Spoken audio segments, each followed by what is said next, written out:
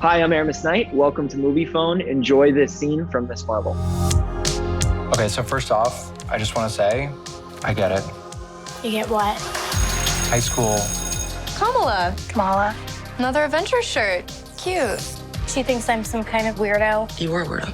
I think that we have so much of superheroes coming out. There's so many stories of superheroes.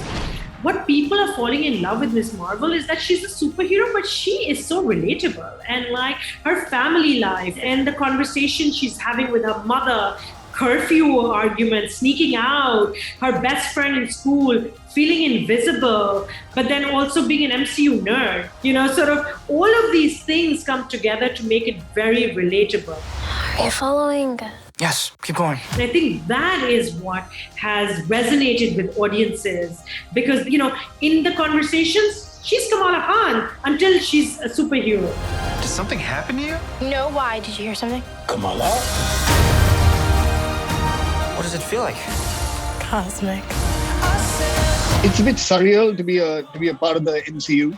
We've sat in darkened theaters and watched all their movies over the years and sat at home and watched their shows.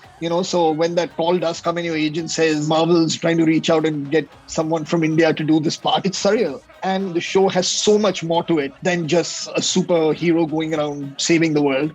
There's so many layers and there's such discovery for audiences in different parts of the world about a culture and a history that a lot of them may not be familiar with. Hello? Nani, hi. About the bangle. That bangle belonged to my mother, Aisha. The one who disappeared during partition, my great-grandmother, Aisha.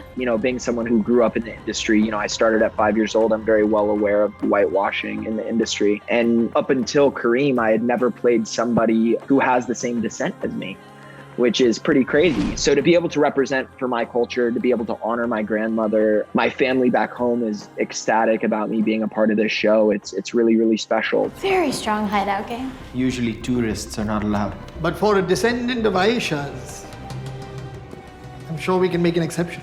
He knows that there is a connection that Kamala has with this bangle and that the bangle has to Kamala, which is why he needs to help her discover her powers, have confidence in her powers, and also help her seek answers that she's kind of looking for, which has brought her to Karachi.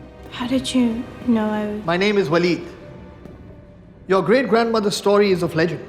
When you're ready, we have much to discuss. And I think for the first time, she realizes that she's part of something bigger. So when she goes into the Red Dagger lair and she meets Waleed and he introduces the world and he sort of opens that up to her to say, listen, we are here to protect and you have a calling.